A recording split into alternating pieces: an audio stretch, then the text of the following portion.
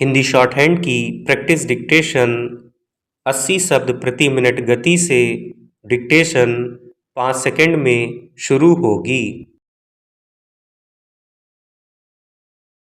Start. Mahatma Gandhi राष्ट्रीय ग्रामीण रोजगार गारंटी अधिनियम यानी मनरेगा गांवों के अकुशल लोगों के लिए काम पाने और अपनी आजीविका चलाने का एक बहुत बड़ा सहारा है। अगर किसी ग्रामीण को और कहीं काम ना मिले तो वह मनरेगा के तहत रोजगार पा सकता है। इस कानून के तहत 100 दिन के कार्य की गारंटी दी गई है। केंद्र सरकार ने अब इन कार्य दिवसों की संख्या बढ़ाकर 125 करने का फैसला किया है और इससे संबंधित विधेयक को केंद्रीय मंत्रिमंडल ने मंजूरी दे दी है, मगर इसे अब मनरेगा नहीं बल्कि पूज्य बापू ग्रामीण रोजगार योजना के नाम से जाना जाएगा।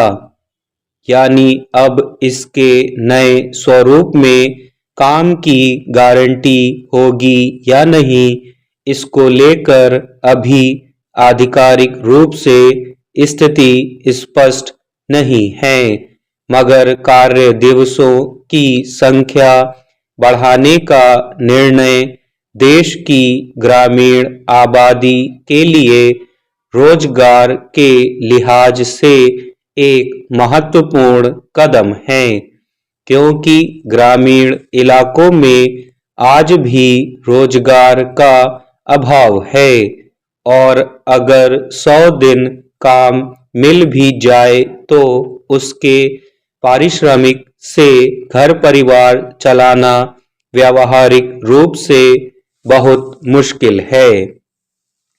यह दूसरी बार है जब इस कानून या योजना का नाम बदला गया है।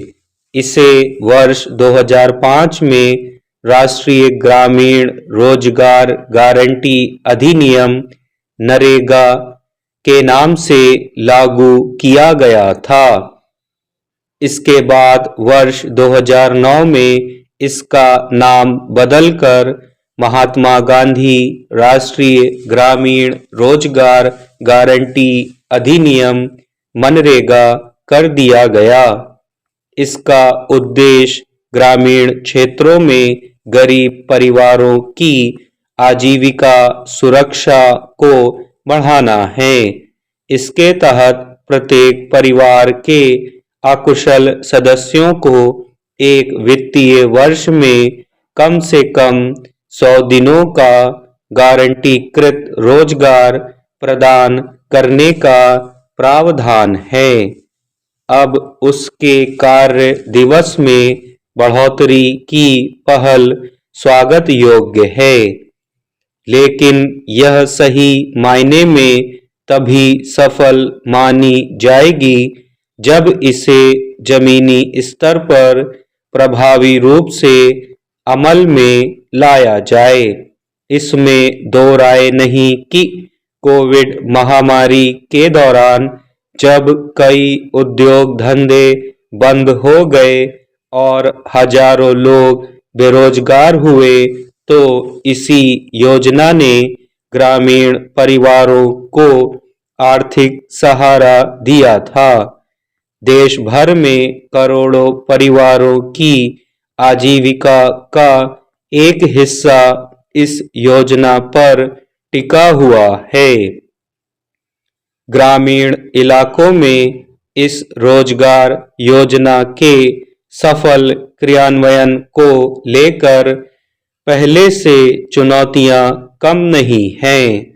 शुरुआत से ही इसे लेकर कई तरह की अनियमितताओं के मामले सामने आ चुके हैं, जिनमें गारंटी के मुताबिक 100 दिन का रोजगार न मिलना, कागजों में फर्जी तरीके से रोजगार देना और वित्तीय गड़बड़ियां प्रमुख हैं।